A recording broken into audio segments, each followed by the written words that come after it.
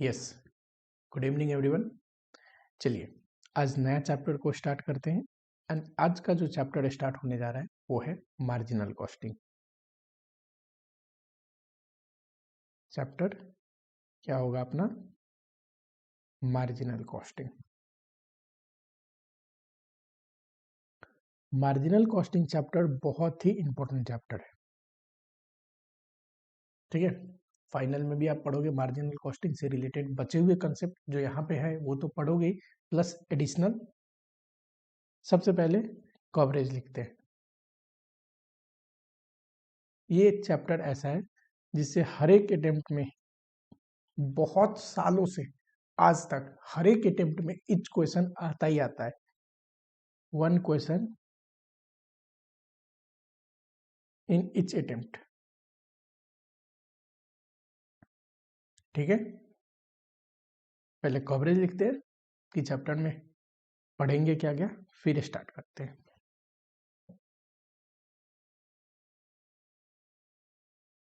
सबसे पहले लिखो मीनिंग, जिसमें हम डिस्कस करेंगे एक तो मार्जिनल कॉस्ट होता क्या है, और साथ ही में मार्जिनल और ऑब्जर्प्शन कॉस्टिंग में फर्क क्या है।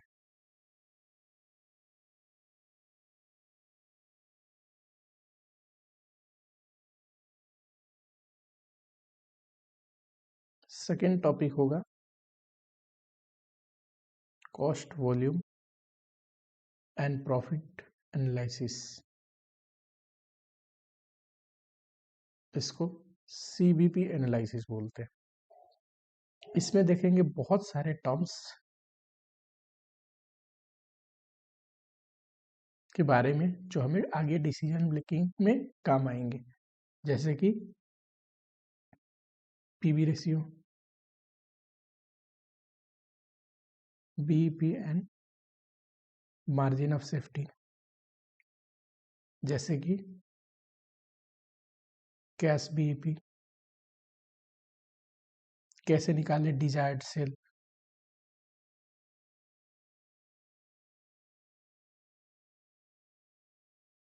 दो या दो से ज्यादा प्रोडक्ट हो तो कंपोजिट बीईपी,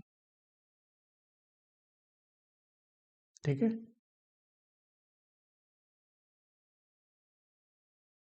फिर अगला टॉपिक है short term decision making.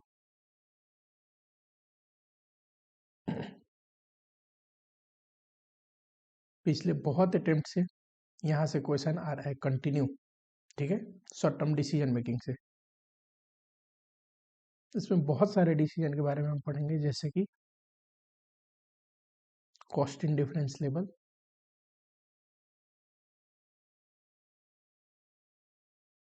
Shut down point या लेवल। थर्ड टॉपिक होगा सेल्स मिक्स, ठीक है। अगला मेक और बाय डिसीजन, ठीक है, नोट करो फटाफट। नेक्स्ट होगा स्पेसिफिक ऑर्डर कॉस्टिंग,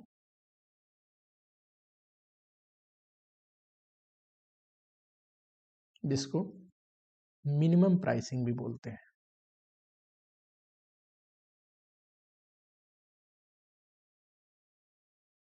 कि अगर कोई ऑर्डर आता है अपने को, न्यू ऑर्डर, तो कितना मिनिमम प्राइस हमें होना चाहिए कि हम उस ऑर्डर को एक्सेप्ट करें।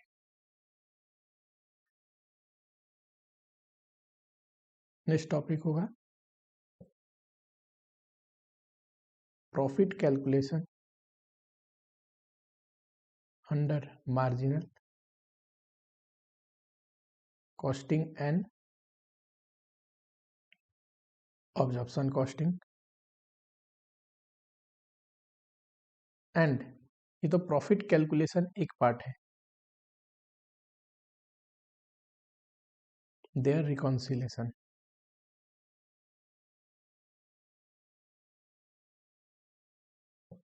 ये है टॉपिक जो आपको पढ़ने हैं इस सिलेबस में, ठीक है। एंड सबसे पहले कॉन्सेप्ट से स्टार्ट करते हैं। देखो,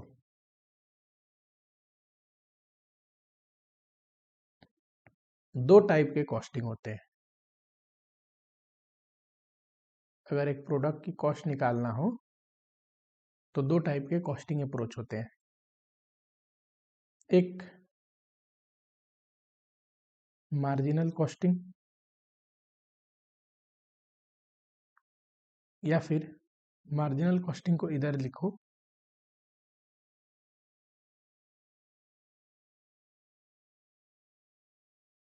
और एक ऑब्जॉर्प्शन कॉस्टिंग।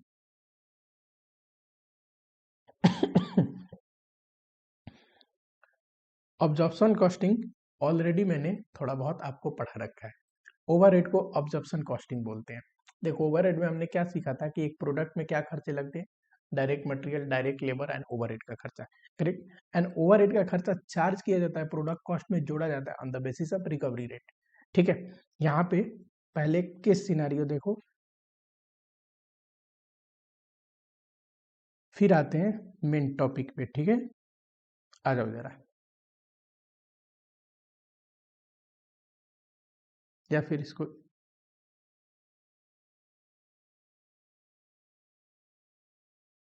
यहाँ पे लेते हैं।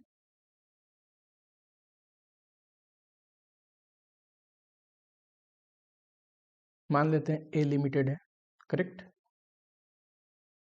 सेलिंग प्राइस है ए लिमिटेड का 10 रुपीज, जो प्रोडक्ट ए लिमिटेड बेचता है। टोटल क्वांटिटी सेल करता है 10,000।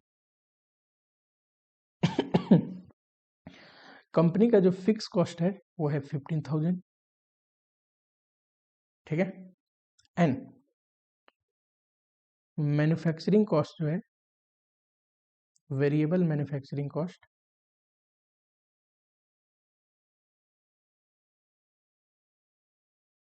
वो कुछ ऐसा है।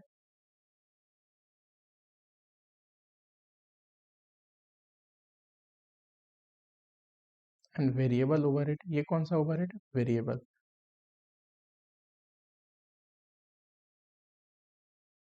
6 रुपीज। यानी कि बनाने में वेरिएबल कॉस्ट लगता है टोटल 6 रुपए का, बिकता 10 रुपए का है। एंड क्वांटिटी सेल होती है 10,000, फिक्स कॉस्ट है 15,000। अगर मैं इस कंपनी की प्रॉफिट निकालने को बोलूं, चलो दो चीज निकालो। एक, अगर प्रोडक्ट कॉस्ट निकालने को बोलूं तो आप बोलोगे पर यूनिट नहीं, टोटल कॉस्ट ही निकाल देते हैं, टोटल। कि सर, एक तो वेरिएबल कॉस्ट है 10,000 बन रहा है 6 के रेट से, फिक्स कॉस्ट है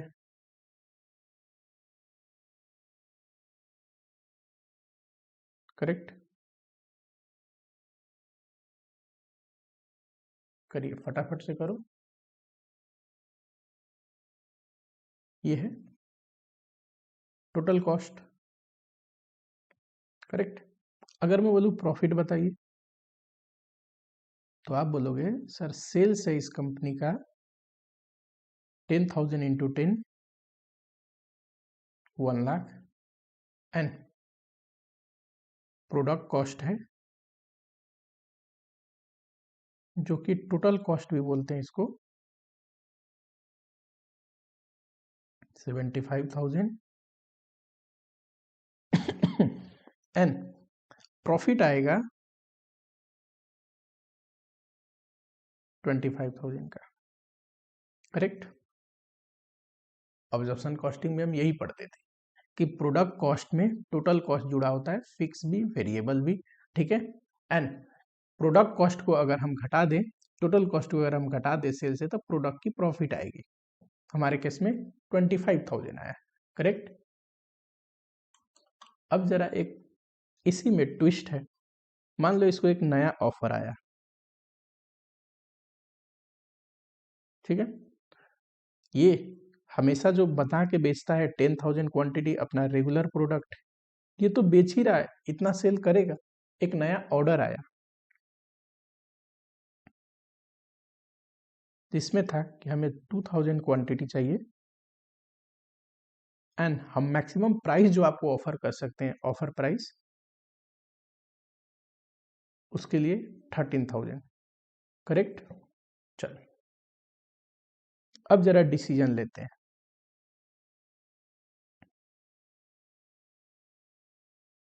पहला जो अप्रोच है जो अभी तक आपने पढ़ा है उसके अनुसार अगर आप डिसीजन लेते हैं, जिसको ऑब्जर्वेशन कॉस्टिंग बोलते हैं, तो पता है आप कैसा डिसीजन लेते? आप बोलते ये अपना रेगुलर प्रोडक्ट और ये न्यू ऑफर। अगर मैं बोलूं सेल्स, ध्यान से देखना, इसका है 1 लाख, इसका 13,000 हमें मिलेगा less total cost. Variable cost बताओ, इसमें 60,000 लग रहा था, इसमें कितना लगेगा? 2,000 बनाएंगे 6 के रेट से, 12,000।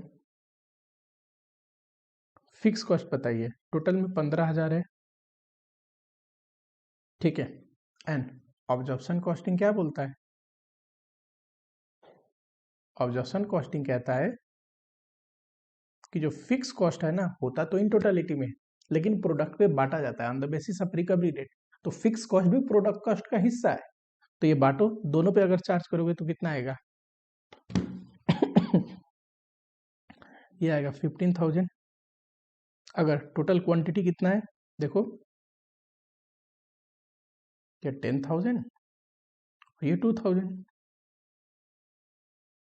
12,000 का है, तो 10,000 के हिस्से में कितना आना चाहिए?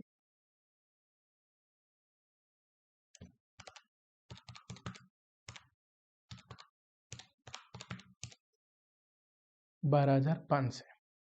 वैसे इसके पार्ट में निकालोगे तो माइनस कर दो 15,000, 2,500। अब प्रॉफिट कितना आ रहा है?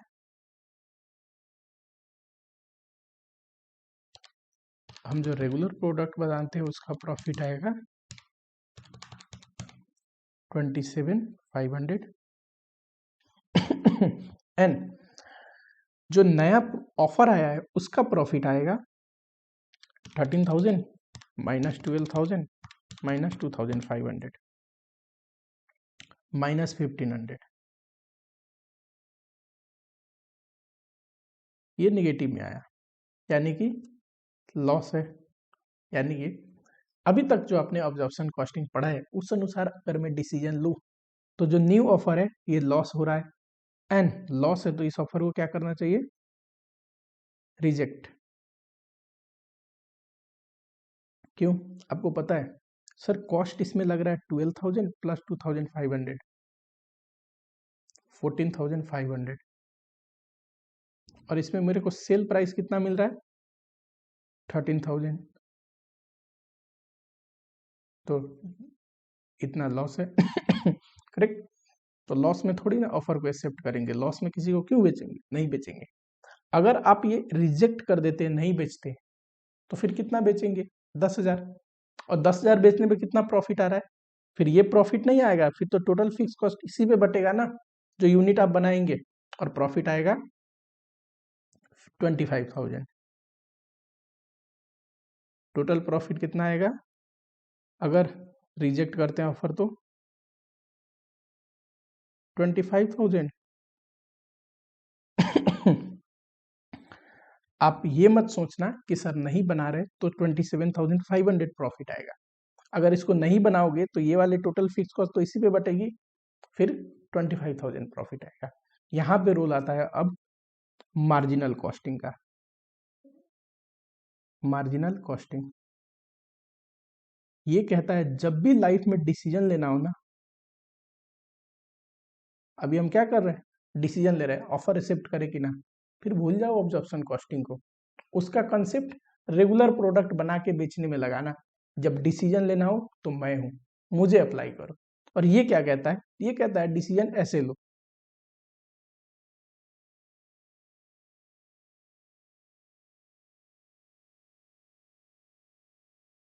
ये था रेगुलर प्रोडक्ट और ये था न्यू ऑफर। सेल्स कितने थे इसके? 1,13,000 लेस वेरिएबल कॉस्ट कितना होता है बताओ? इसके केस में आएगा 60,000, इसका 12,000। ये आया contribution 40,000, 1,000 correct. Less fix cost 15,000 और इस पे कुछ भी नहीं, तो ये आया 25,000, फिर ये आएगा 1,000। अब टोटल प्रॉफिट निकालोगे, ऑफर हो जाएगा एक्सेप्ट और प्रॉफिट आएगा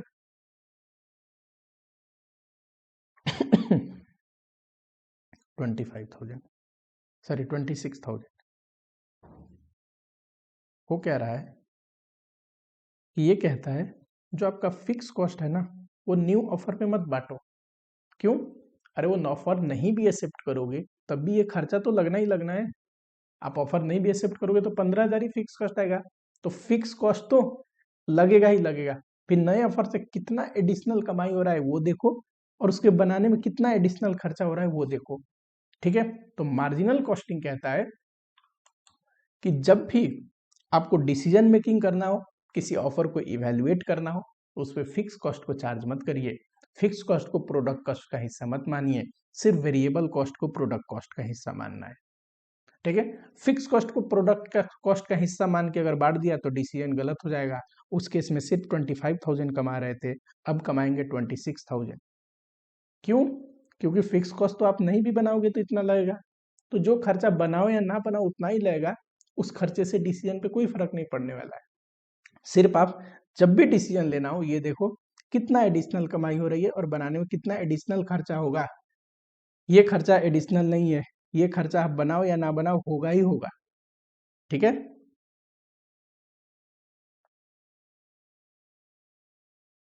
मार्जिनल कॉस्टिंग को वेरिएबल कॉस्टिंग भी बोलते हैं। क्यों? क्योंकि ये कहता है प्रोडक्ट के कॉस्ट में सिर्फ वेरिएबल कॉस्ट लेना है।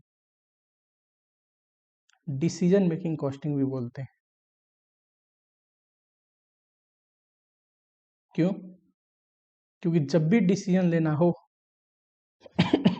हमें डिसीजन कैसे लेना चाहिए? मार्जिनल कॉस्टिंग के अप्रोच को फॉलो करके, क्योंकि मार्जिनल कॉस्टिंग जो अप्रोच बताता है ना वो डिसीजन मेकिंग के लिए बताता है। फिर रेगुलर प्रोडक्ट में इसको नहीं लगा सकते, जो प्रोडक्ट रोज बना के बेच रहे हो वो तो ऑब्जर्प्शन कॉस्टिंग अनुसार निकालेंगे प्रोडक्ट का कॉस्ट और प्रॉफिट।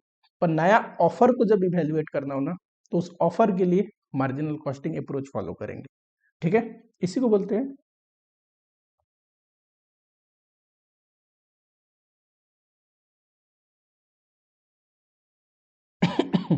Differential costing. क्यों? आइए जरा, डिफरेंशियल कॉस्टिंग क्यों बोलते हैं? मान लो 8,000 क्वांटिटी अगर बना रहे, करेक्ट, तो फिक्स कॉस्ट लग रहा है 50,000 प्लस वेरिएबल कॉस्ट लग रहा है 10 रुपीज, तो कितना आएगा? अगर हम 10,000 बनाने लगे तो कितना लगेगा? फिक्स कॉस्ट तो सेम होता है 50,000 लगेगा, वेरिएबल कॉस्ट कितना लगेगा? 10,000 इंटू 10, तो 1,50,000 आएगा। इस केस में मैंने एग्जांपल में लिया क्या है कि फिक्स कॉस्ट 50,000 है एंड वेरिएबल कॉस्ट 10 है, करेक्ट। अब देखो ध्यान से बताना, ये जो एडिशनल खर्चा लगा है ना, ये पता है क्यों लगा है? एडिशनल यूनिट बनाने में, एडिशनल कॉस्ट, एडिशनल यूनिट क्यों लगा है? वेरिएबल कॉस्ट की वजह से। फिक्स कॉस्ट तो दोनों में सेम थे, क्योंकि फिक्स कॉस्ट जितना लगना था उतना लगेगा। जो कॉस्ट में डिफरेंस आ रहा है ना वो वेरिएबल कॉस्ट की वजह से। देखो 20,000 डिफरेंस है, कितना यूनिट बनाया एडिशनल? 2,000, 10 रुपीज, यही है ना वेरिएबल कॉस्ट। तो यानी कि जो एडिशनल यूनिट बनाते हैं और एडिशनल खर्चा लगता है वो सिर्फ वेरिएबल कॉस्ट की वजह से लगता है। क्योंकि फिक्स कॉस्ट तो सेम ही रहेगा, फिक्स कॉस्ट नहीं बढ़ेगा, तो उस केस में इसको बोलते हैं डिफरेंशियल कॉस्टिंग। अब जरा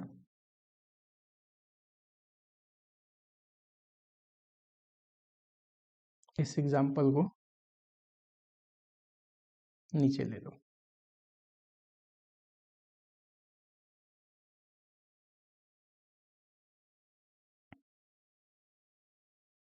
ऑब्जर्प्शन कॉस्टिंग क्या बोलता था? Fix cost is product cost. ठीक है, फिक्स कॉस्ट क्या है? प्रोडक्ट कॉस्ट है। जब भी प्रोडक्ट कॉस्ट निकालेंगे उसमें फिक्स कॉस्ट को भी जोड़ना है। ये क्या बोलता है?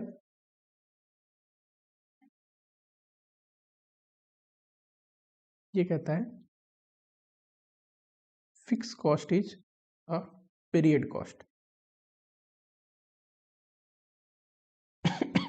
ये कहता है फिक्स कॉस्ट प्रोडक्ट कॉस्ट नहीं है, पीरियड कॉस्ट है। ये जो इनकर्ड होना है ये होगा, ये इन टोटालिटी में इनकर्ड होता है, जितना फिक्स है उतना है, ये एक पीरियड का कॉस्ट है। ठीक, इसको प्रोडक्ट से लेना देना नहीं है। क्यों बोलता है ऐसा? क्योंकि इसको लेना है डिसीजन, और डिसीजन लेकिन में फिक्स कॉस्ट इंपैक्ट नहीं करना चाहिए, जो एग्जिस्टिंग फिक्स कॉस्ट है। हाँ, अगर नया फिक्स कॉस्ट लगता है, मान लो मैंने एग्जांपल में लिया होता यहाँ पे कि ये जो बना रहे हैं इसके लिए एडिशनल फिक्स कॉस्ट या कोई एवॉइडेबल फिक्स कॉस्ट उसको बोलते हैं, लगेगा 500 रुपीज, तो वो भी घटाते, एवॉइडेबल फिक्स कॉस्ट घटाते हैं यहाँ से। ठीक, लेकिन जो एग्जिस्टिंग फिक्स कॉस्ट है ऑलरेडी लग रहा है कंपनी में, वो बनाओ या ना बनाओ कोई फर्क नहीं पड़ेगा, उतना लगेगा ही लगेगा, वो नहीं घटाएंगे। हाँ, उसको बनाने से कोई एडिशनल फिक्स कॉस्ट लगता है जिसको एवॉइडेबल फिक्स कॉस्ट बोलते हैं, वो लेंगे। ठीक है,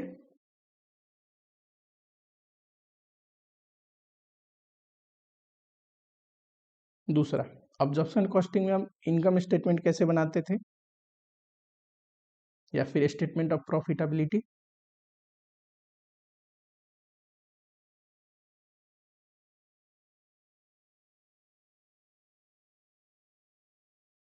सेल्स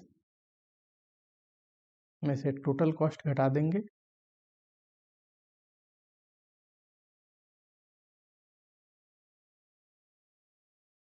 जो कि होता है variable cost plus fix cost दोनों जोड़ने के बाद ये आता है प्रॉफिट। यही मार्जिनल कॉस्टिंग क्या बोलता है?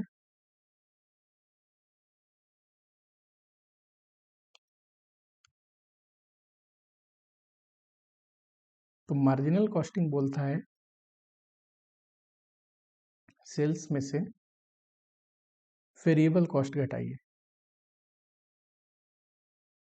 ये है प्रोडक्ट कॉस्ट, प्रोडक्ट के खर्चे में सिर्फ वेरिएबल कॉस्ट लेना है, तो ये आएगा कंट्रीब्यूशन, और उसमें से फिक्स कॉस्ट घटाइए,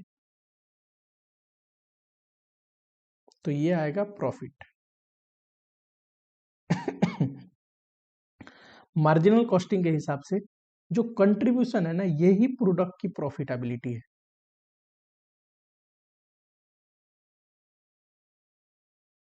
कि प्रोडक्ट का डिसीजन लेना है ना, कंट्रीब्यूशन के बेसिस पे लो, फिक्स कॉस्ट को ध्यान मत दो। फिक्स कॉस्ट तो कुछ भी बनाओगे तो उतना लगेगा, क्योंकि फिक्स कॉस्ट क्या है, फिक्स्ड इन द नेचर है। ठीक, एंड प्रोडक्ट कॉस्ट को सिर्फ वेरिएबल कॉस्ट मानो। फिक्स कॉस्ट क्या है, एक पीरियड कॉस्ट है। पर वही ऑब्जर्प्शन कॉस्टिंग क्या बोलता था, नहीं, फिक्स कॉस्ट को भी प्रोडक्ट कॉस्ट का हिस्सा मानना है। ठीक है, बस अप्रोच का फर्क है। Third, profit from a product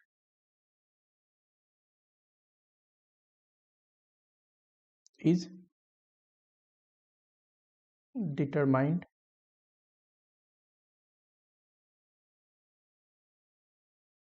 इसमें कंट्रीब्यूशन निकालने पे जोड़ देते हैं।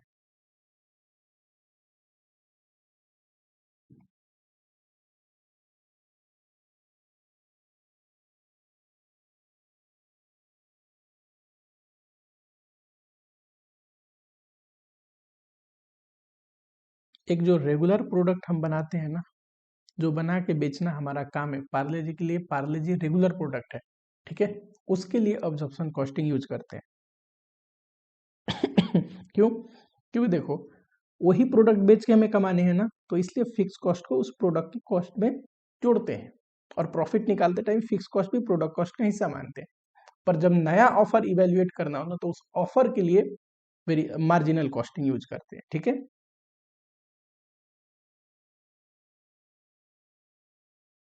कहाँ पे यूज होगा?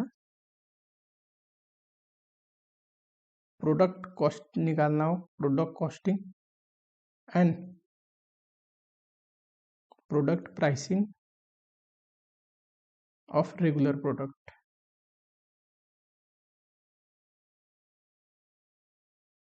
ये कहाँ पे यूज होगा?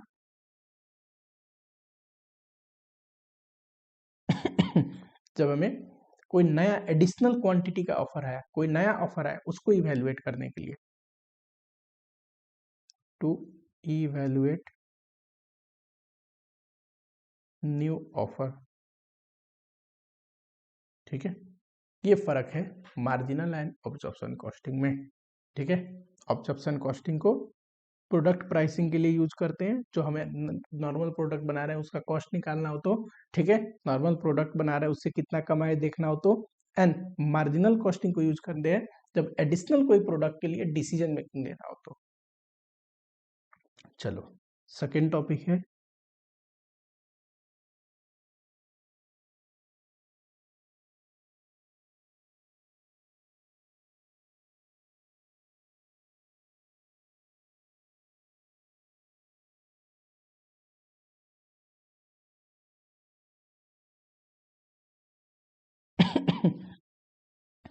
सेकेंड जो टॉपिक है वो है CBP analysis, cost volume and profit analysis, ठीक है। पहले एक नोट्स लिख लो, फिर एक्सप्लेन करता हूं। सीबीपी एनालिसिस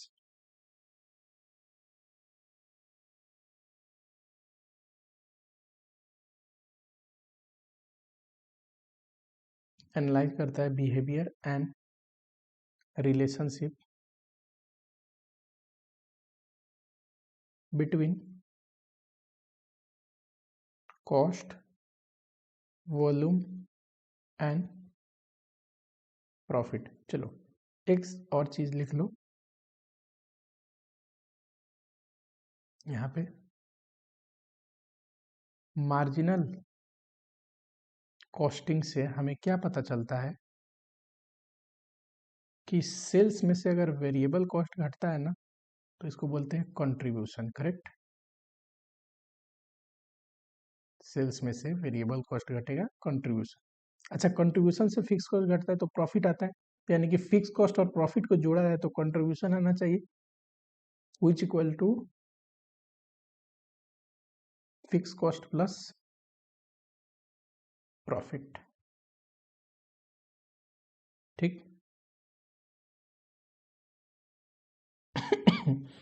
आइए जरा, सीबीपी एनालिसिस क्या कहता है कि ये सीबीपी एनालिसिस में हम देखेंगे कि क्या रिलेशन है कॉस्ट के वॉल्यूम में एंड प्रॉफिट के अंदर, और इनके बिहेवियर कैसे हैं, एक में चेंजेस आने से दूसरे में कितना चेंज आता है। We know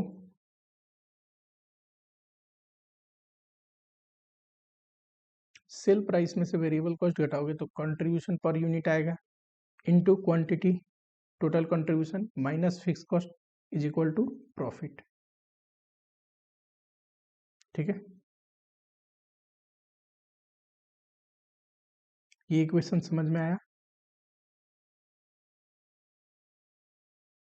from above equation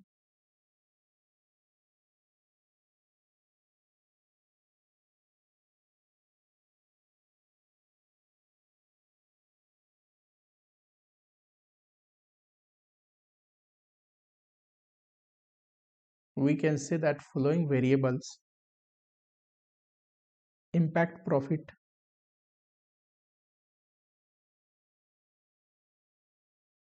देखिए ध्यान से, ये इक्वेशन सेल में से वेरिएबल, सेल प्राइस में से वेरिएबल कॉस्ट घटेगा तो कंट्रीब्यूशन पर यूनिट इंटू कर दोगे टोटल यूनिट से तो टोटल कंट्रीब्यूशन आ जाएगा, फिक्स कॉस्ट घटाओगे तो प्रॉफिट आ जाएगा। ध्यान से देखना, इस प्रॉफिट को पता है, सेल प्राइस बढ़ेगा तो प्रॉफिट बढ़ेगा, वेरिएबल कॉस्ट बढ़ गया तो प्रॉफिट गिरेगा, क्वांटिटी बढ़ गया तो कंट्रीब्यूशन बढ़ जाएगा, फिर प्रॉफिट बढ़ेगा।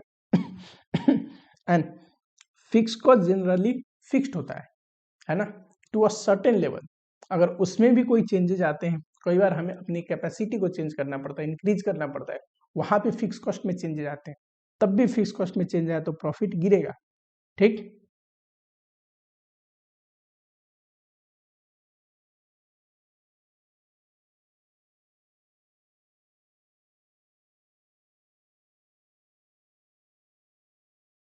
ठीक है, क्या लिखा है कि ये जो वेरिएबल है ये प्रॉफिट को इम्पैक्ट करते हैं।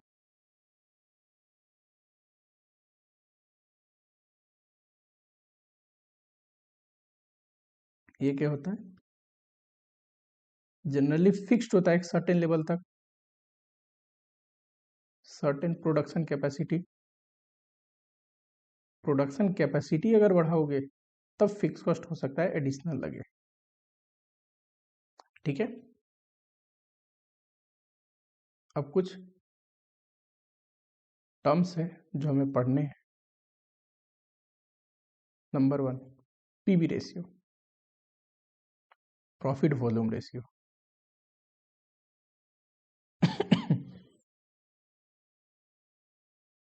नाम ही इसका बड़ा सिंपल है, पीवी रेशियो। इसका फॉर्मूला होता है contribution divide by sales into 100।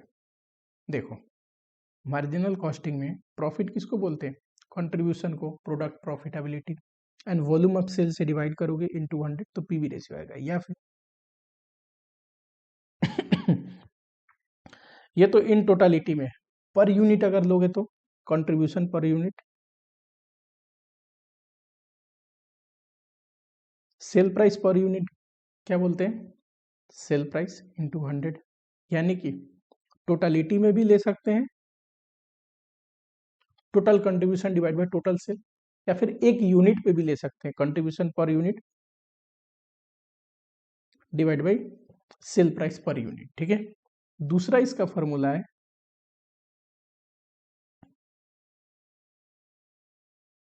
Change in profit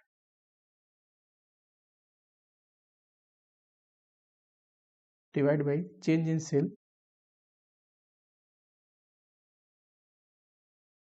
into 100%। ठीक, शॉर्टकट में बोले तो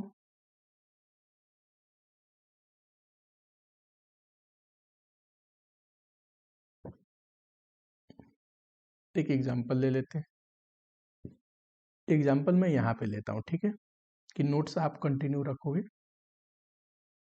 मान लेते हैं सेल प्राइस है 10, वेरिएबल कॉस्ट है 6 एंड क्वांटिटी जो है वो है 1000।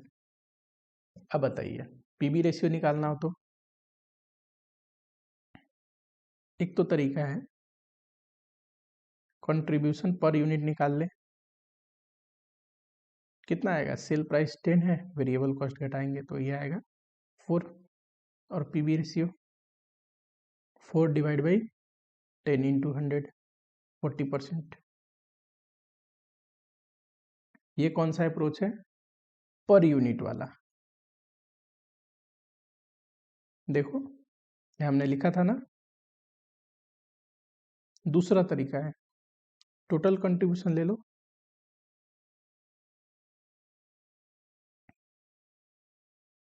4 रुपीज कंट्रीब्यूशन है इंटू 1000। अच्छा, टोटल सेल्स ले लो 10 into 1000, PV ratio total contribution divide by total sale into 100%। ये है, सेम ही आंसर आना है। सेकेंड एग्जांपल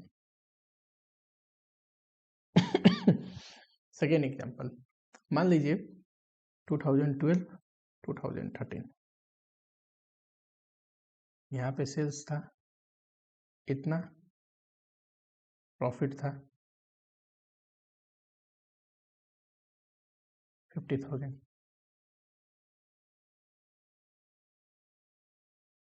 फिर सेल्स हुआ 2 लाख, या फिर थोड़ा बड़ा फिगर ले लो,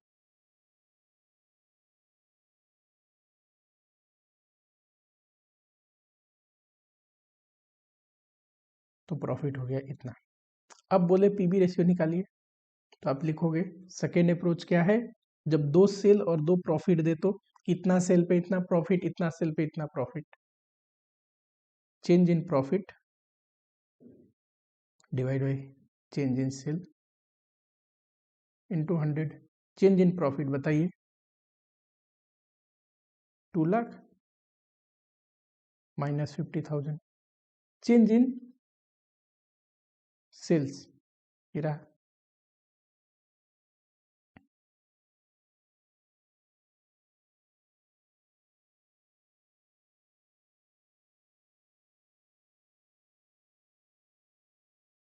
ठीक है। पीवी रेशियो ऐसे निकलेगा। समझ में आया क्या? ये कब लगाएंगे, जब किसी भी 2 साल का या 2 लेवल पे अलग अलग लेवल पे सेल दिया हो, अलग अलग लेवल पे उस दोनों सेल के लिए प्रॉफिट भी दिया हो, तो change in profit divide by change in sales. Second है ब्रेक इवन पॉइंट,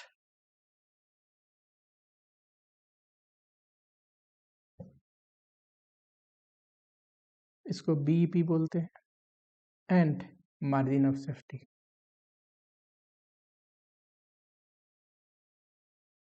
इसको एमओएस बोलेंगे शॉर्टकट में।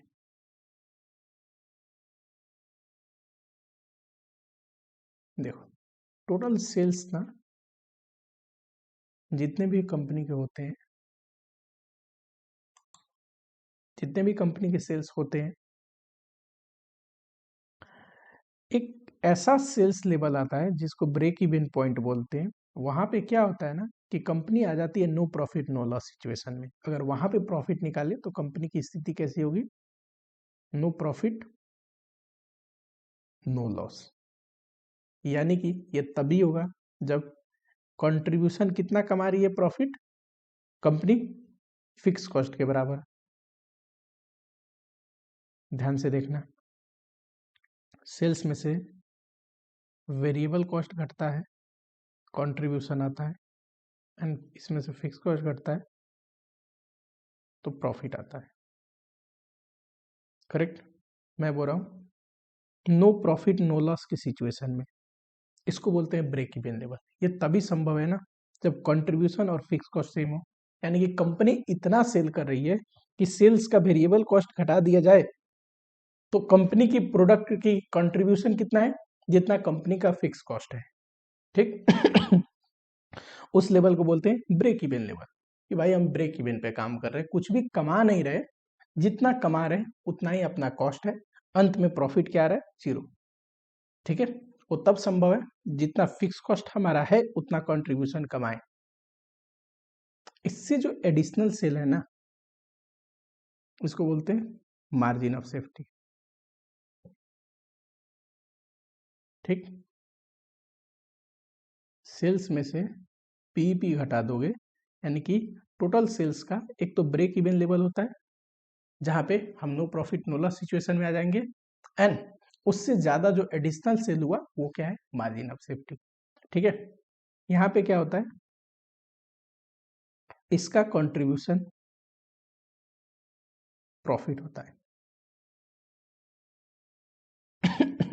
क्यों, ध्यान से सुनना, अगर बीपी जितना सेल करने के बाद हमारा फिक्स्ड कॉस्ट टोटल रिकवर हो गया, उतना कमा चुके जितने में फिक्स कॉस्ट अपना लग रहा था, तो उससे एडिशनल बेचेंगे तो ये एडिशनल यूनिट पे सेल्स आएगा, वेरिएबल कॉस्ट आएगा, कंट्रीब्यूशन, क्या फिक्स कॉस्ट आएगा, नहीं।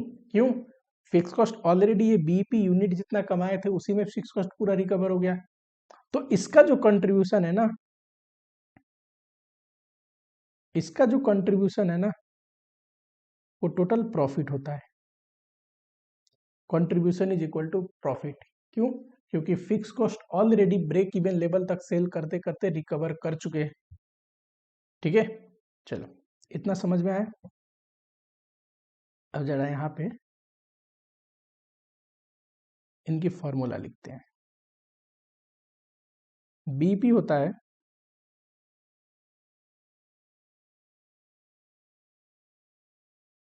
ध्यान से सुनना, इसका कंट्रीब्यूशन फिक्स कॉस्ट के बराबर होगा। तो बीपी मान लो जितना भी यूनिट है बीपी सेल्स का इनटू कंट्रीब्यूशन पर यूनिट अगर करूं तो टोटल कंट्रीब्यूशन आ जाएगा बीपी का, ये फिक्स कॉस्ट के बराबर है। तो बीपी यूनिट कैसे निकलेगा?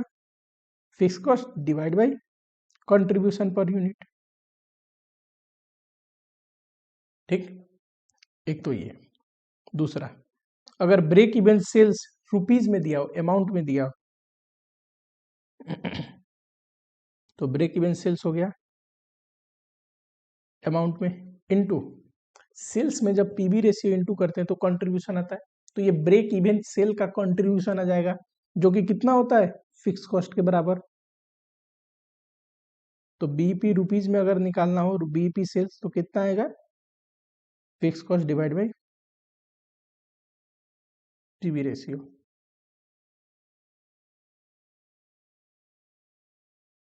करेक्ट। ये बीपी सेल यूनिट में ये फॉर्मूला, और बीपी सेल रुपीज में निकालना हो अमाउंट में, ये फॉर्मूला।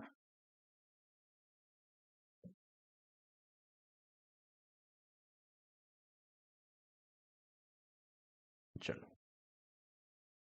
यानी कि अगर यूनिट में निकालना हो आंसर को, fix cost divide by contribution per unit. अगर बीपी सेल रुपीज में निकालना हो, अमाउंट में निकालना हो, fix cost divide by PB ratio. Correct. पता है यूनिट में अगर निकला है ना आंसर, तो बीपी सेल को रुपीज में भी कन्वर्ट कर सकते हैं। कैसे? पीईपी, थोड़ा स्पेस ले लो, सेलिंग प्राइस से इनटू करके, ध्यान से देखना। बीपी अगर रुपीज में निकालना हो सेल्स को, बीपी सेल्स रुपीज, तो सेल्स कैसे निकलता है? सेल्स यूनिट में ले लो और इनटू कर दो सेलिंग प्राइस से। तो यही मैंने लिखा है कि अगर यूनिट में ऑलरेडी आंसर निकला हो बीपी और रुपीज में पूछे तो आपको क्या करना है? बस सेलिंग प्राइस से इनटू कर देना है। ठीक है, एरो मैंने यहाँ पे क्यों दिया है कि यूनिट को रुपीज में कन्वर्ट कर रहे हैं। वैसे ही मार्जिन ऑफ सेफ्टी देखो, इसका कंट्रीब्यूशन फिक्स कॉस्ट के बराबर होता है ना? बोलो। नहीं, इसका कंट्रीब्यूशन प्रॉफिट के बराबर होता है, और इसका कंट्रीब्यूशन फिक्स कॉस्ट के बराबर होता है। तो इसका फॉर्मूला कैसे बनेगा? अगर यूनिट में निकालना हो आंसर तो profit divide by contribution per unit. Logic क्या है? जैसे यहां पे एक्सप्लेन किया था, rupees profit divide by PB ratio.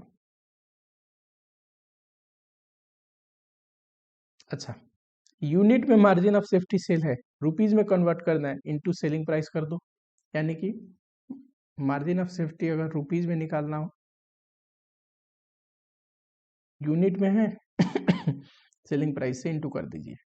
ठीक है, कई बार बोलता है कि बीपी दिया रहेगा, सेल्स भी दिया रहेगा, बोलेगा मार्जिन ऑफ सेफ्टी निकालो, तो अरे मार्जिन ऑफ सेफ्टी सेल्स में से बीईपी घटा के निकलता है।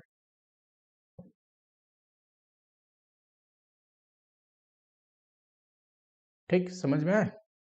चलो, third, cash BEP,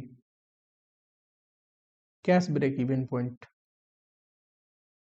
simple, break even point का फॉर्मूला क्या है? Fix cost divide by contribution per unit या पीवी रेशियो। कैश बीईपी मतलब cash fix cost, cash fix cost.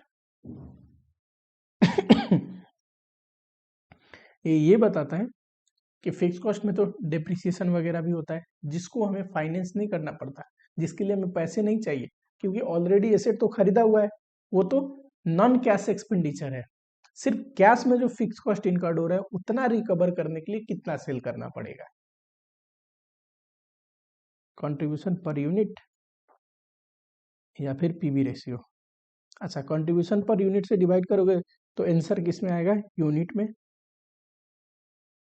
इससे डिवाइड करोगे तो आंसर आएगा रुपीज में। ठीक है,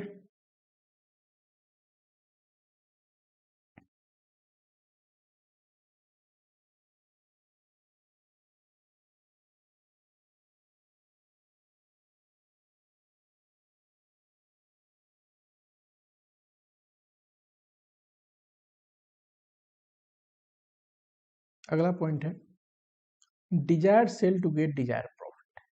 मान लीजिए आपको एक प्रॉफिट का फिगर दे रखा है 10,000, फिक्स कॉस्ट दे रखा है 15,000। ठीक है, या फिर ऐसे मान लो फिक्स कॉस्ट दे रखा है 15,000 एंड कंट्रीब्यूशन पर यूनिट दिया है कितना, 10। कह रहा है सेल्स कितना होगा टू गेट प्रॉफिट ऑफ ₹5,000, यानी कि 5,000 कमाने के लिए कितना सेल करना पड़ेगा, है ना। Desire sales to get desire profit, profit दिया रहेगा और बोलेगा सेल्स बताइए। उस केस में डिजायर सेल्स कैसे निकलेगा, fix cost plus Dzire profit divide by contribution per unit और पीवी रेशियो। इस हिसाब से अपने क्वेश्चन में देखो फिक्स कॉस्ट 15,000 है, प्रॉफिट कितना कमाना है 5,000। फिक्स कॉस्ट और प्रॉफिट को जोड़ देंगे तो ये क्या आता है, ये आता है कंट्रीब्यूशन। फिक्स कॉस्ट और प्रॉफिट जुड़ता है तो आता है कंट्रीब्यूशन, है ना। एंड टोटल कंट्रीब्यूशन बताओ और कंट्रीब्यूशन पर यूनिट बताओ, तो डिवाइड कर देंगे तो टोटल सेल्स आ जाएगा। ये आया 2,000, लेकिन यूनिट में आया, क्यों, क्योंकि मैंने डिवाइड किया है कंट्रीब्यूशन पर यूनिट वाले फॉर्मूले से, है ना। यानी कि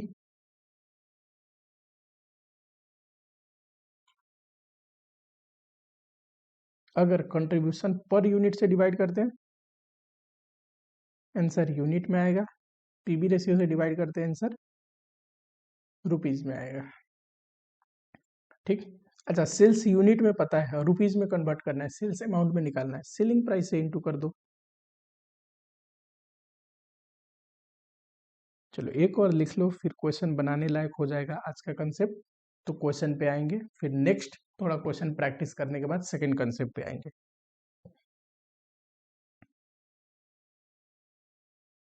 कंपोजिट ब्रेक इवन पॉइंट,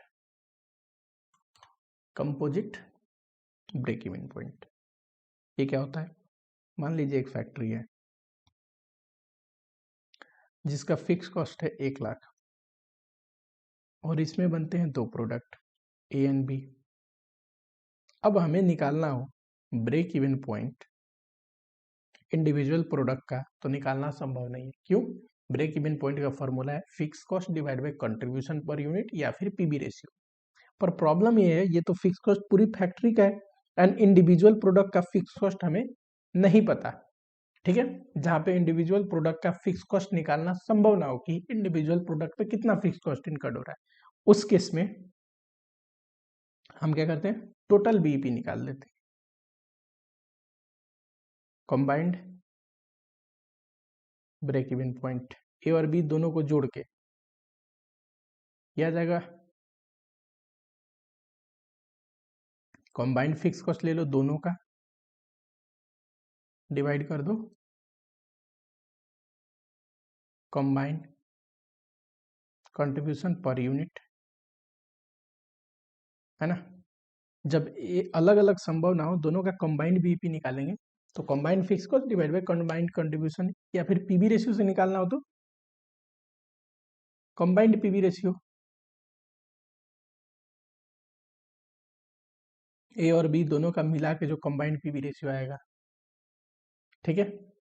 चलिए, अगर कंबाइंड कंट्रीब्यूशन से निकाला तो आंसर आएगा यूनिट में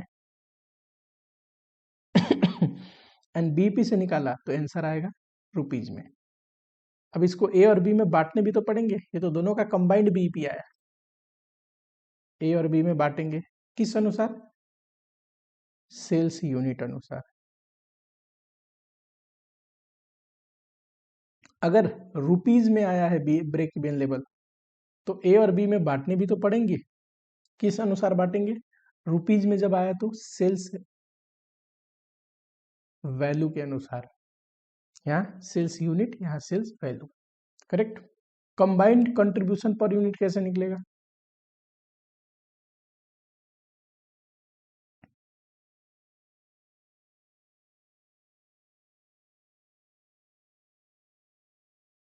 ए और बी दोनों का मिला के कंबाइंड कंट्रीब्यूशन निकालना हो तो टोटल कंट्रीब्यूशन ले लो ए और बी का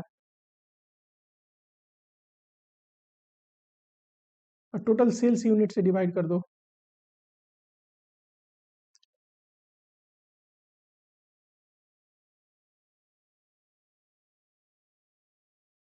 अब पीवी रेशियो दोनों का मिला के निकालना हो तो कंबाइंड पीवी रेशियो,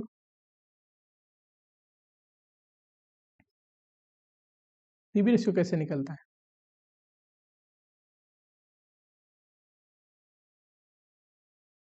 बताइए पीवी रेशियो कैसे निकलता है। तो पीवी रेशियो निकलेगा, टोटल कंट्रीब्यूशन ले लो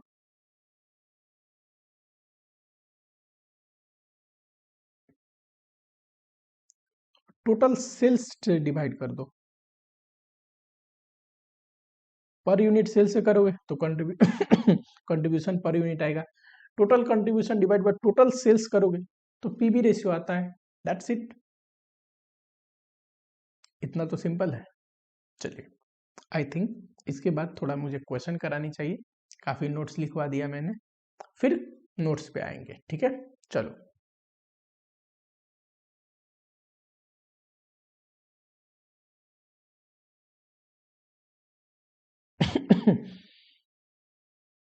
इस चैप्टर को मैंने कैसे बांटा है, क्वेश्चन आप देखेंगे, पार्ट ए करके लिखा है, इसमें क्या लिखा है, स्मॉल कंसेप्ट बेस्ड क्वेश्चन, जहाँ पे BEP, margin of safety, fix cost निकालिए, पीवी रेशियो निकालिए, ये सब पूछा है, ठीक, डिजायर सेल निकालिए। फिर आएगा पार्ट बी, जहाँ पे थोड़े से कॉम्प्लिकेटेड क्वेश्चन होंगे, दिमाग लगाने वाले, ठीक। एंड फिर आएगा part C and part D. Part C और पार्ट डी में क्या देखेंगे, डिसीजन मेकिंग से रिलेटेड क्वेश्चन जो मैंने नोटिंग कराई है, and profit calculation and its reconciliation, ठीक है। चलो, ध्यान रखना एक चीज,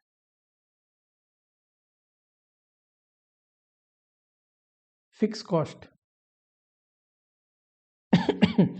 ध्यान देना, fix cost break even point से रिलेटेड है ना, है ना। तो याद रखना, फिक्स कॉस्ट कहाँ पे आता है, ब्रेक इवन पॉइंट के फॉर्मूले में। तो जब भी फिक्स कॉस्ट दे और क्वेश्चन ब्रेक करना या ब्रेक इवन दे, फिक्स कॉस्ट निकालना तो एक क्लिक करनी चाहिए। मार्जिन ऑफ सेफ्टी के फॉर्मूले में प्रॉफिट आता है, तो जब भी profit they margin of safety पूछे, या margin of safety they profitability पूछे, प्रॉफिट कितना है, तो मार्जिन ऑफ सेफ्टी वाले फॉर्मूले से निकालना, ठीक है। आओ जरा, पहला क्वेश्चन,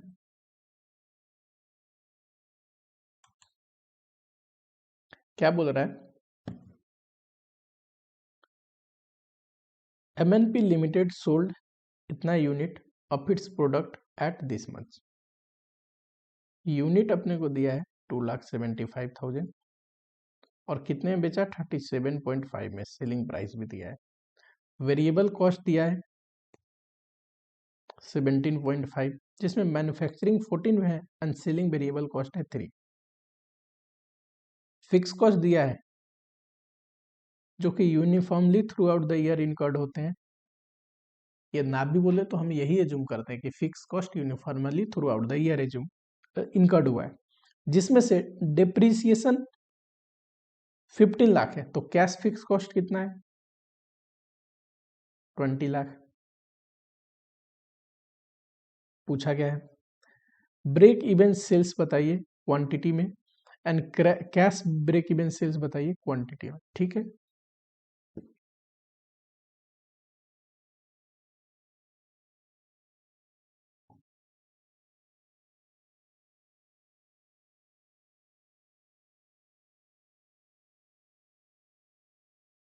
बहुत ही बेसिक क्वेश्चन है, ऐसे क्वेश्चन एग्जाम में नहीं आते, पर बेसिक टू एडवांस ही जाएंगे। बेसिक से थोड़ा प्रैक्टिस करके याद करेंगे चीज़ों को, फिर एडवांस पे आएंगे तो चीज़ें याद करनी नहीं पड़ेंगी, सिर्फ वहां पे क्वेश्चन की वेराइटी देखेंगे। पहला पूछा है ब्रेक इवन पॉइंट बताइए, किसमें? यूनिट में। इसका फॉर्मूला होता है fix cost divide by contribution per unit. ये है 35 लाख। अच्छा, कंट्रीब्यूशन पर यूनिट बताओ। अगर सेलिंग प्राइस इतना है, वेरिएबल कॉस्ट इतना है, तो कंट्रीब्यूशन कितना आएगा? 20।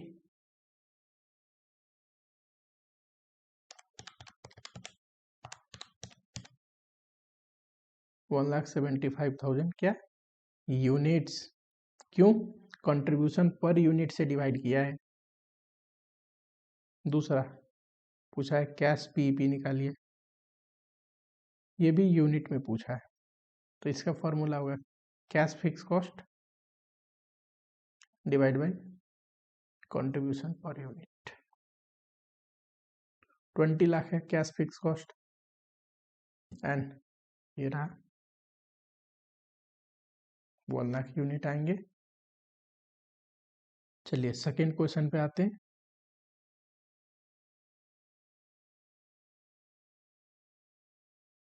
देखो पूछा गया है, एक तो बीईपी पॉइंट बताइए,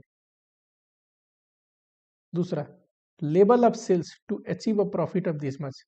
डिजायर सेल पूछ रहा है, कितना सेल करना पड़ेगा इतना प्रॉफिट कमाने के लिए। दिया क्या क्या है? फिक्स कॉस्ट दिया है 1,50,000, variable cost 15 per unit, sale price 30।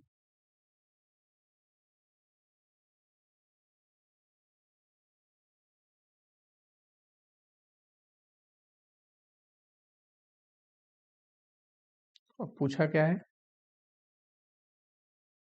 तो पूछा है पहले रिक्वायरमेंट में ब्रेक इवन पॉइंट बताइए।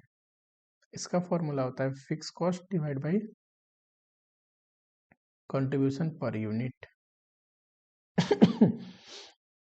अगर यही बीईपी लेबल पूछता, सेल्स लेबल यानी कि रुपीज में निकालिए, तो लिखते हैं fix cost divide by PB ratio. यहाँ पे कंट्रीब्यूशन पर यूनिट कितना है? अगर सेल इतना है, वेरिएबल कॉस्ट इतना है, तो 15। अच्छा, पीबी रेशियो निकालना हो तो contribution per unit divide by sale price into 100, 50%। चलो जरा ये देखो, कंट्रीब्यूशन पर यूनिट 15, 10,000 आया। ये तो 10,000 यूनिट में है। अच्छा, रुपीज में पूछता तो कि सेल्स लेवल बताइए बीईपी का, पीबी रेशियो से डिवाइड करते 3 लाख आता। क्या जो ये सेल्स बीईपी सेल्स है, ये अगर यूनिट में पता हो तो रुपीज में कैसे कन्वर्ट करते हैं? सेलिंग प्राइस से इंटू करके। देखो सेलिंग प्राइस ये रहा, 10,000 इंटू 30 करोगे, सेल्स में कन्वर्ट हो जाएगा। तो सेल्स यूनिट पता हो, है ना, सेलिंग प्राइस पता हो और बोलेगा सेल्स बताइए, तो यूनिट में सेलिंग प्राइस इंटू करके। दूसरा डिजायर सेल्स का फॉर्मूला बताया था मैंने कि जब भी प्रॉफिट दे, फिक्स कॉस्ट पता हो, तो उस केस में profit plus fix cost divide bye दो था ना, कंट्रीब्यूशन पर यूनिट, तो यूनिट में आएगा। एंड पीबी रेशियो, तो सेल्स लेवल में आएगा, रुपीज में आएगा। यहाँ पे सेल्स बोला है ना, तो यूनिट में ना देके आपको रुपीज में देना है। सेल्स यूनिट बोले तो यूनिट मानना है, सेल्स लेवल बोले, सेल्स बोले रुपीज। रुपीज में लिखने के लिए पीवी रेशियो से डिवाइड करेंगे, कितना है प्रॉफिट,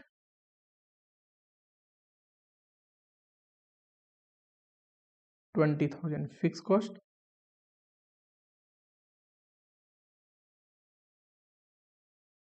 चलिए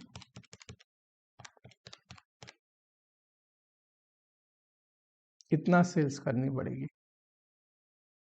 तो प्रॉफिट आएगा 20,000। चेक कर ले, चेक करोगे सेल्स इतना है तो कंट्रीब्यूशन कितना आएगा हमें पता है, पीवी रेशियो 50% है तो सेल्स का 50% कंट्रीब्यूशन, उसमें से फिक्स कॉस्ट घटता है, कितना दिया है 1,50,000, फिर जो आता है वो है प्रॉफिट, आ गया ना 20,000। बस ऐसे ना करके इसी को शॉर्टकट में ऐसे कर देंगे।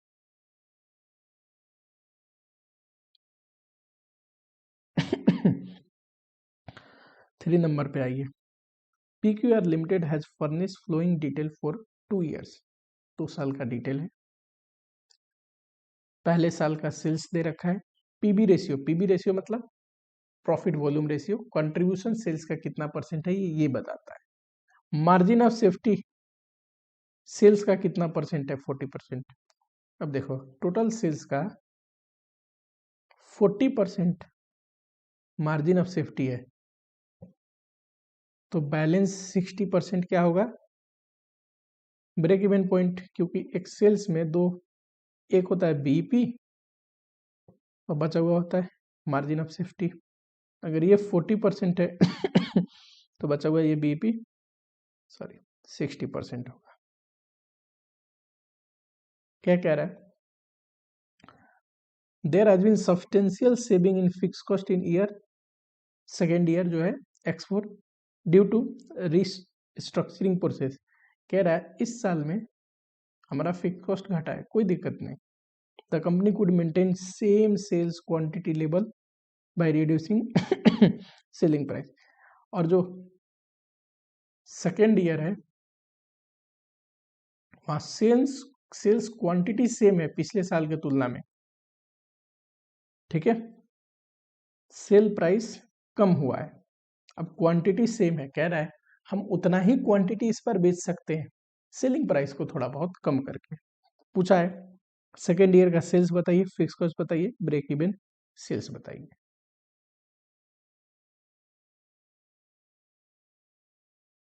यहाँ पे देखो, ये चलो इधर आ जाओ,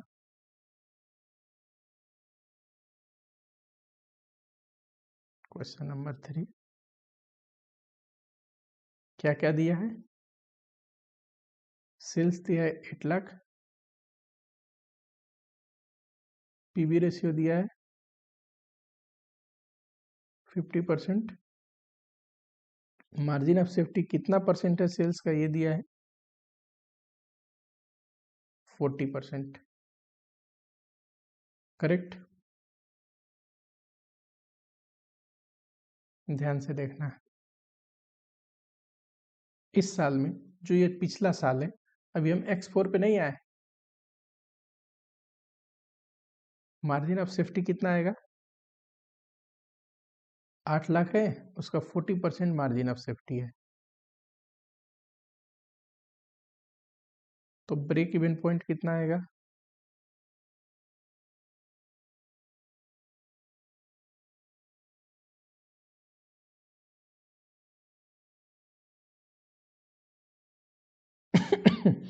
ठीक,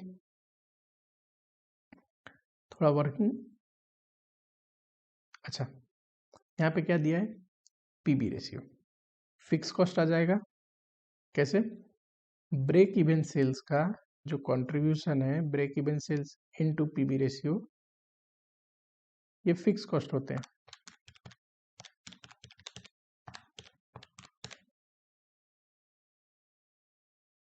इस साल का प्रॉफिट निकालना हो तो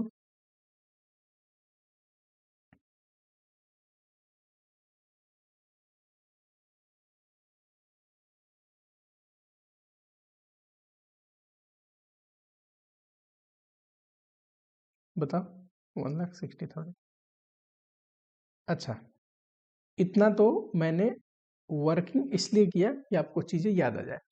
पूछा जो है उसके लिए सेकेंड ईयर का इंफॉर्मेशन देखो जरा। पीवी रेशियो दे रखा है and margin of safety sale दे रखा है, ठीक है। हम ध्यान से देखना जरा, अगर सेम लेवल ऑफ सेल्स करते हैं, इस साल का वेरिएबल कॉस्ट कोई बताएगा क्या?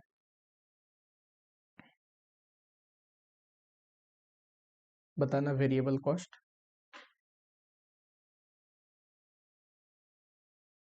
ध्यान से देखो, पीवी रेशियो कितनी है? 50%। सेल्स का 50% कंट्रीब्यूशन है, तो बचा हुआ 50% क्या है? Variable cost. 8 लाख इंटू 50% क्या आएगा? 4 लाख। ये क्या है? Variable cost. जब भी हम सेल्स सेमी क्वांटिटी करेंगे अगले साल, तो वेरिएबल कॉस्ट क्या होगा? सेम होगा।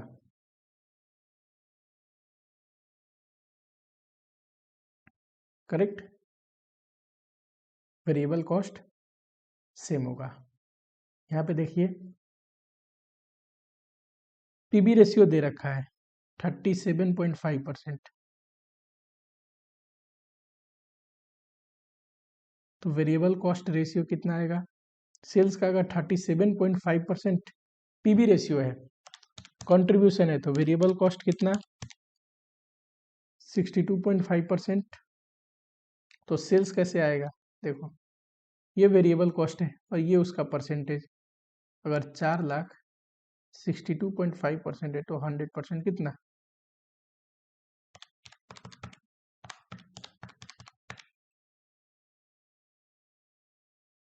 करेक्ट।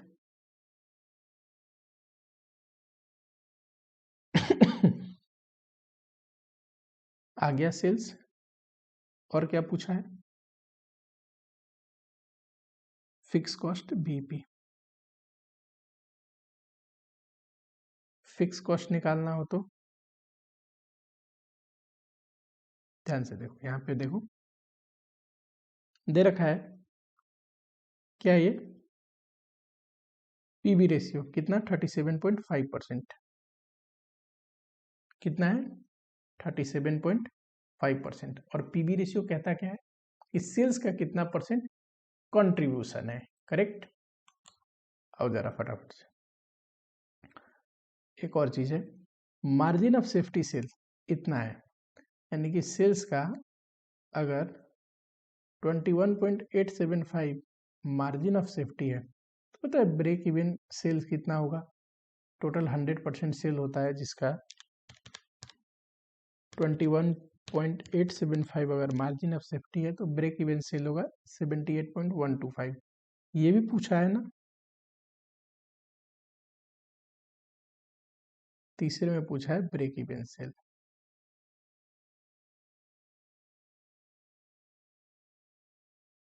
One two five.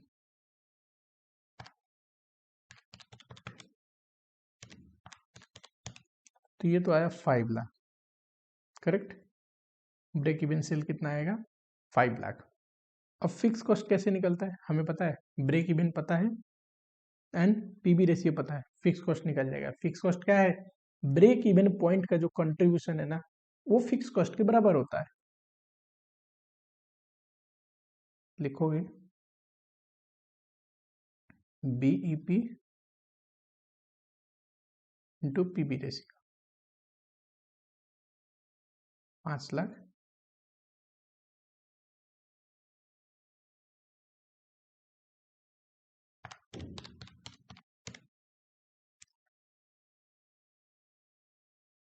इतना आएगा। ठीक है, चलो, यानी कि इसमें क्लिकिंग पॉइंट क्या था कि अगर सेल्स क्वांटिटी सेम हो नेक्स्ट ईयर में, हमें पूछा ये था नेक्स्ट ईयर का डेटा, पर ये जो वेरिएबल कॉस्ट है ये इंपॉर्टेंट था। ये मैंने क्यों निकाला? Just for revision. जरूरत था क्या? नहीं, जरूरत किस चीज की थी? वेरिएबल कॉस्ट की। एक बार वेरिएबल कॉस्ट आ गया, नेक्स्ट ईयर में सेल्स क्वांटिटी सेम है, वेरिएबल कॉस्ट तभी बढ़ता है जब सेल्स क्वांटिटी बढ़ाओगे। It very with the level of quantity. ठीक है, चलो नेक्स्ट क्वेश्चन देखिए।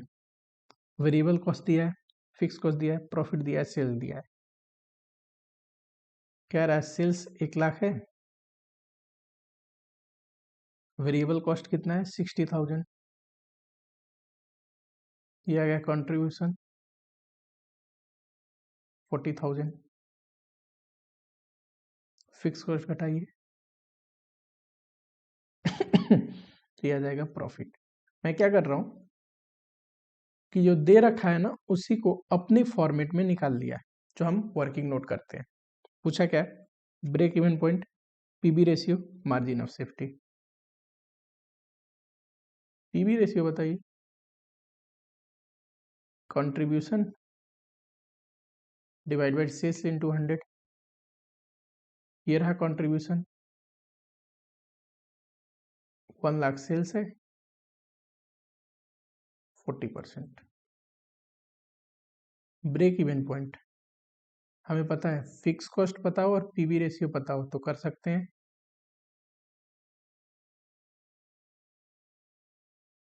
30,000,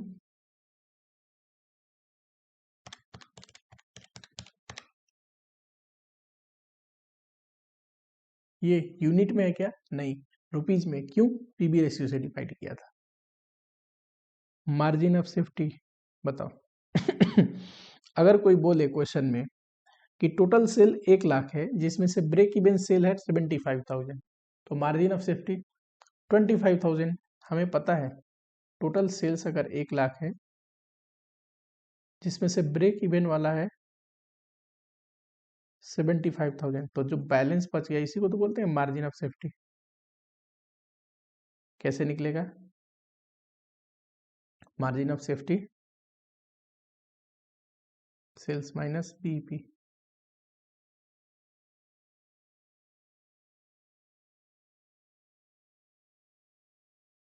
ये भी रुपीज में, क्यों, सेल्स हमने रुपीज में लिया एंड बीईपी रुपीज में लिया है। ठीक है, करो आगे बढ़े।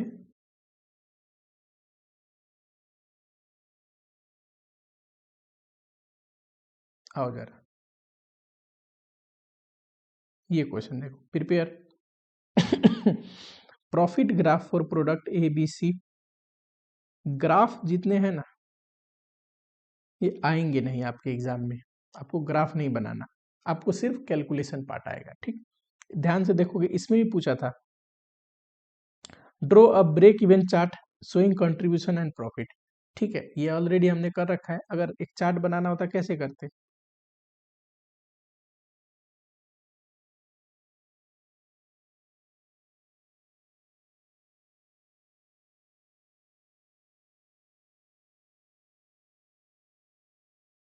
ये मान लो सेल्स है, ये वेरिएबल कॉस्ट, ठीक, ये यूनिट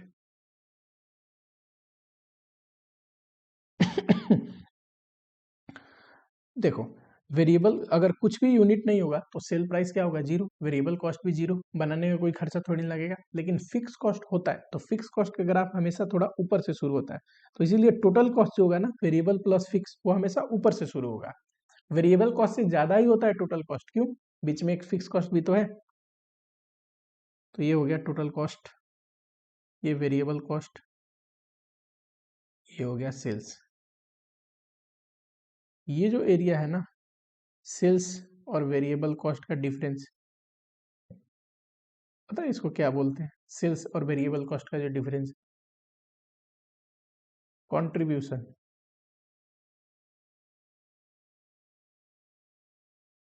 ठीक, जहां पे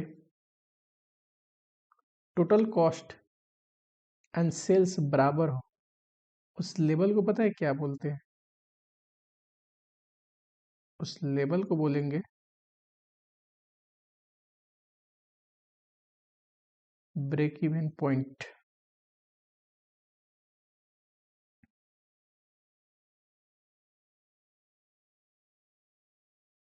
करेक्ट, एंड ये जो लेवल है ना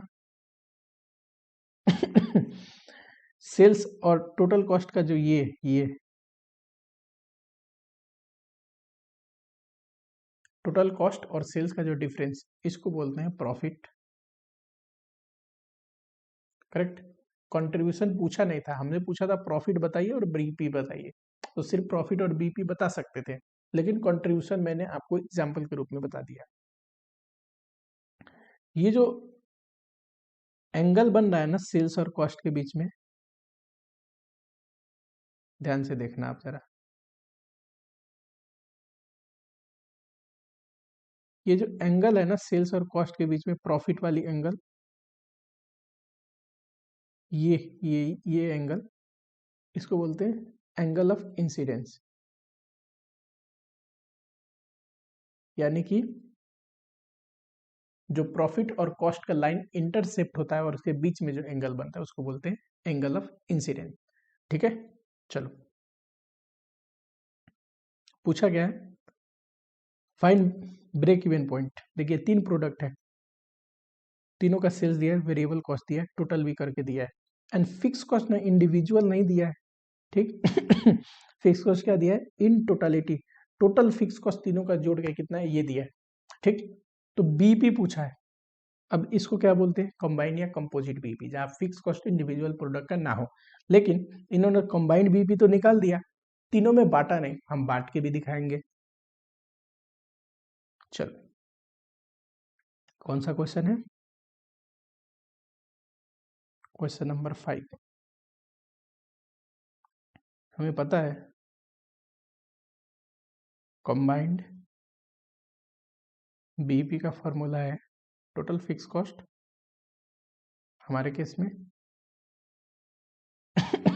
तीनों का फिक्स कॉस्ट डिवाइड बाय, देखना जरा दो तरीके, एक contribution per unit, combined contribution, जो कि निकाल नहीं सकते, उसके लिए तो कंट्रीब्यूशन पर यूनिट के लिए यूनिट भी देना चाहिए, पर यहाँ सेल्स दे रखा है तो सेल्स से पीवी रेशियो निकाल सकते हैं, तो दूसरा फॉर्मूला लगाएंगे,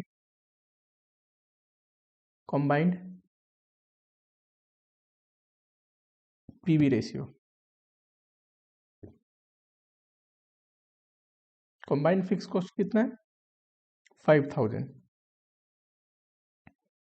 कंबाइंड पीवी रेशियो जरा बताना,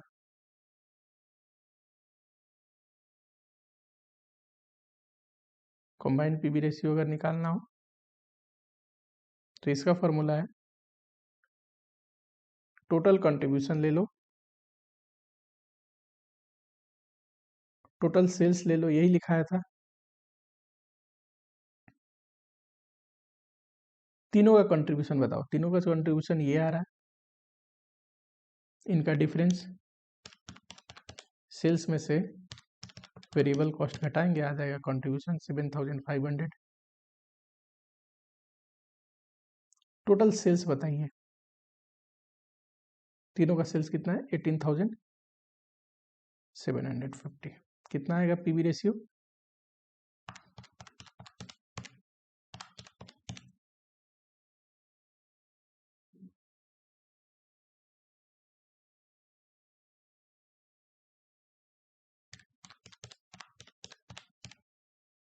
$12,500।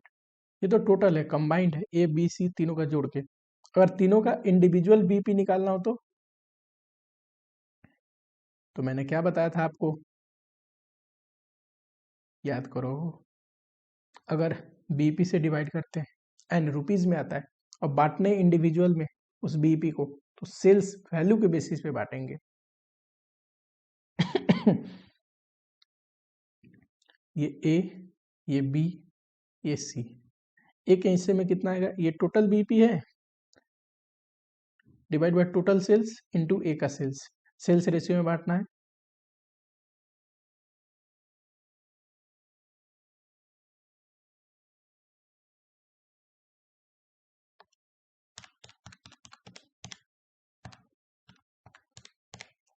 ये है 5000, बी का भी करोगे तो 5000 आएगा, और सी का करोगे तो देखो ये 5 + 5 10,000 हो गए, टोटल है 12,500,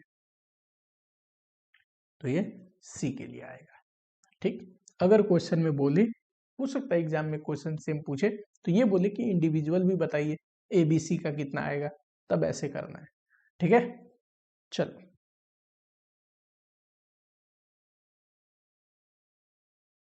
अगला क्वेश्चन देखो। A company earn profit of 30,000। Marginal cost he variable cost है। 8 सेलिंग प्राइस है 10, तो कंट्रीब्यूशन पर यूनिट आएगा 2। पूछा क्या है, मार्जिन ऑफ सेफ्टी बताइए। अमाउंट का मतलब रुपीज में हमें पता है पीवी रेशियो ये आएगा contribution divide by sales into 100, 20%। And margin of safety पूछा है ना, ये आता है profit divide by PV ratio.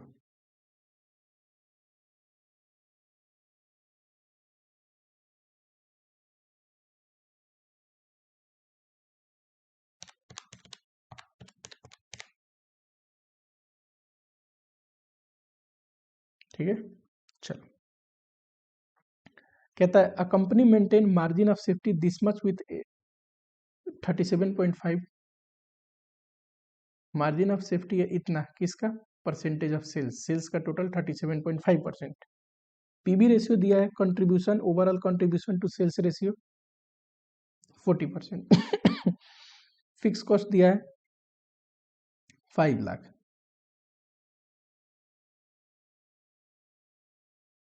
और पूछा है बहुत सारी चीजें प्लस एक एडिशनल चीजें। चलो इतना मैंने कर लिया, तो थोड़ा सा इसको कॉपी करते हैं, यहाँ पे लेके आते हैं।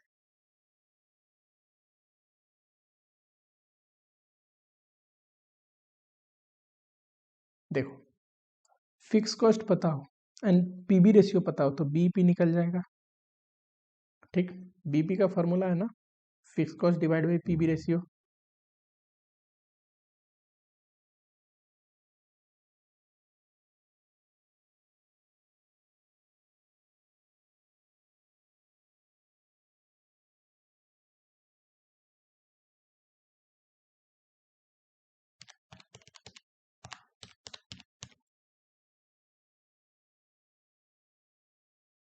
ठीक है, टोटल सेल्स पूछा है, टोटल सेल्स बताओ। अगर मार्जिन ऑफ सेफ्टी सेल्स का 37.5% है, we know BP is equal to 100 minus 37.5% of sales. कितना आएगा, 100% में से 37.5 कर दोगे 62.5%। बताओ, ये परसेंटेज है 100%। देखो सेल्स का अगर 37.5% मार्जिन ऑफ सेफ्टी है, तो 62.5% क्या होगा, बीपी। एंड हमें पता है बीपी ये रहा, तो सेल्स कैसे निकलेगा सर, ये है, ये अगर 62.5 है तो 100% कितना,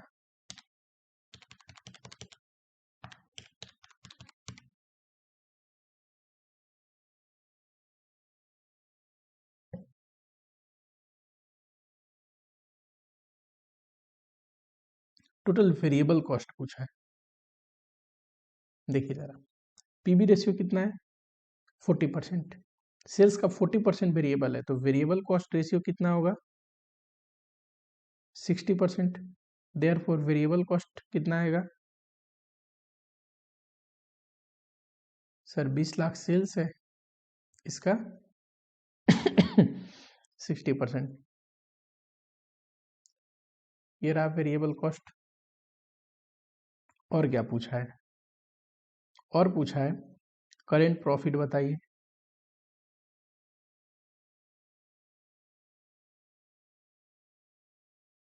कंट्रीब्यूशन कितना है,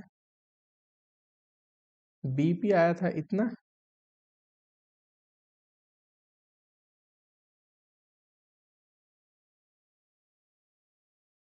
सेल्स कितना था देखना जरा, 20 लाख। पीवी रेशियो कितना है 40%, तो ये टोटल कंट्रीब्यूशन आ गया।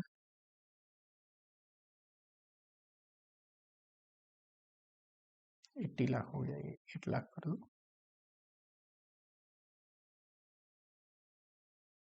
इसमें से अगर मैं फिक्स कॉस्ट घटा दूं तो जो आएगा ये क्या है, प्रॉफिट।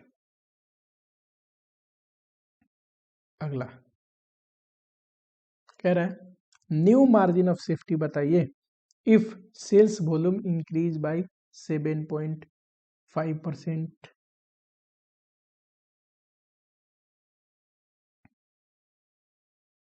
बताइए रिवाइज सेल्स अब कितना हो जाएगा,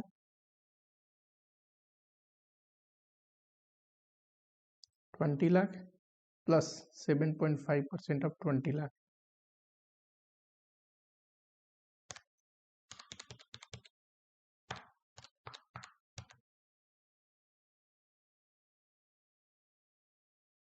करेक्ट, 21,50,000 आएगा। ठीक है, अब देखो हमें पूछा है मार्जिन ऑफ सेफ्टी। हमें ये पता है कि सेल्स अब हो जाएगा इतना, ब्रेक इवन पॉइंट तो चेंज होगी नहीं। ब्रेक इवन पॉइंट कितना निकाला था, 12,50,000। क्यों, फिक्स कॉस्ट तो सेम ही रहेगा ना, तो बीईपी हमेशा सेम रहेगा। वो तो जितना ज्यादा बेचोगे वो क्या होगा, एडिशनल मार्जिन ऑफ सेफ्टी होगा।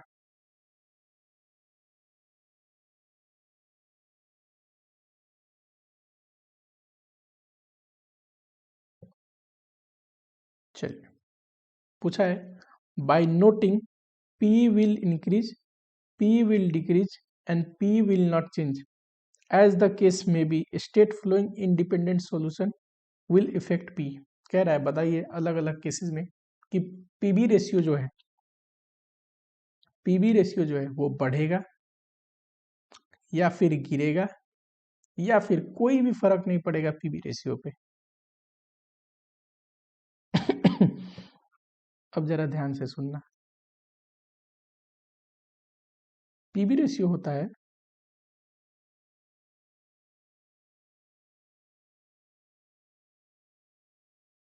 पीबी रेशियो होता है कंट्रीब्यूशन डिवाइड बाय सेल्स। एक होता है variable cost ratio,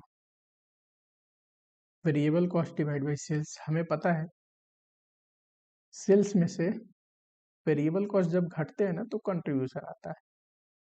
and PB ratio क्या है, सेल्स का कितना परसेंट कंट्रीब्यूशन है।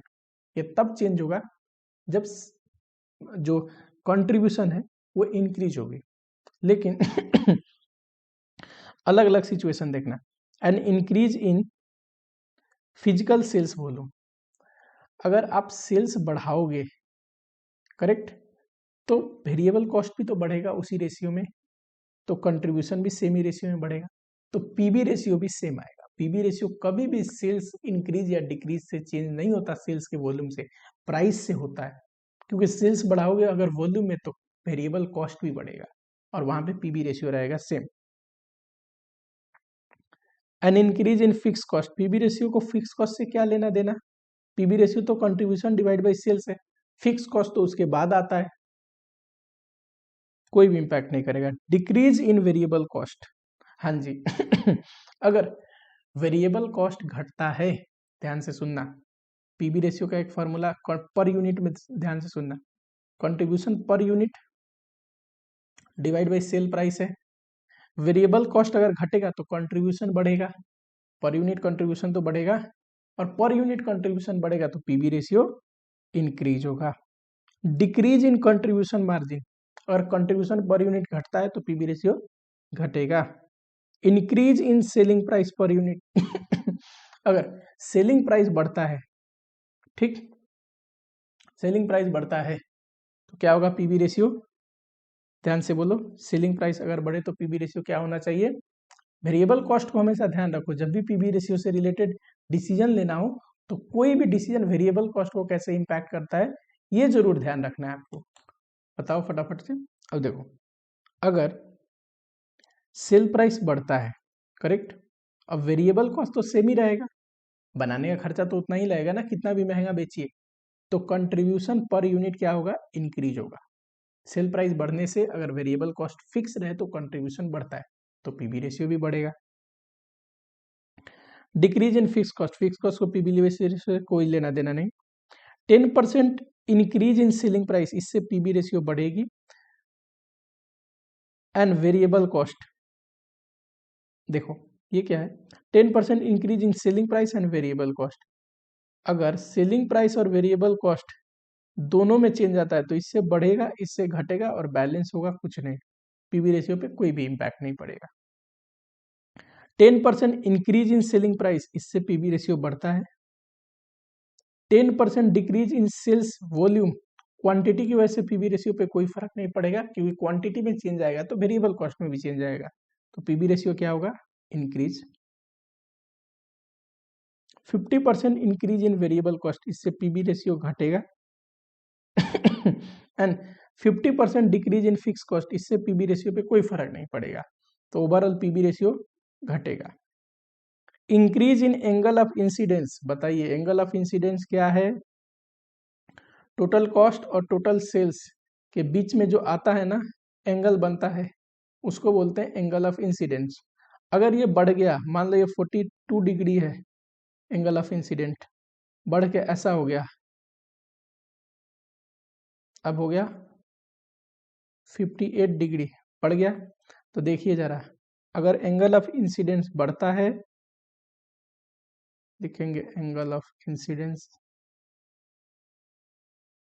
बढ़ता है तो ब्रेक इवन पॉइंट गिरता है। एंड ब्रेक इवन पॉइंट गिरने का मतलब ही क्या है, बताओ फटाफट, पीबी रेशियो बढ़ेगा। ठीक है, करो फटाफट। ठीक है, आइए जरा टेस्ट योर नॉलेज के क्वेश्चन है, यहाँ पे स्टार्ट होते हैं। चलो आज पहला लेक्चर था, थोड़ा इसको अच्छे से रिवाइज करो, आगे क्वेश्चन बनाने के लिए मार्जिनल कॉन्सेप्ट आपको आना चाहिए थोड़ा बहुत, जो हमने पढ़ाया अभी जितना पढ़ाया है कंसेप्ट, उसी के बेसिस पे क्वेश्चन आगे कुछ बनाने हैं। फिर सेकेंड अप्रोच थोड़ा बहुत डिसीजन मेकिंग को मैं इंक्लूड करूंगा इस, ठीक। टिल आपको रिवाइज करना है, इस चैप्टर को रिवाइज करके जरूर आना है नेक्स्ट क्लास में। रिवीजन बहुत इंपॉर्टेंट है, अभी तक मैं कभी भी आपको अलग से नहीं बोलता था रिवाइज करके आना है, पर इसको रिवाइज करके आना है, क्योंकि यहाँ पे ना फॉर्मूला बेस्ड है, चीजें क्लिक करनी चाहिए, ठीक, क्या चीज से क्या निकलेगा।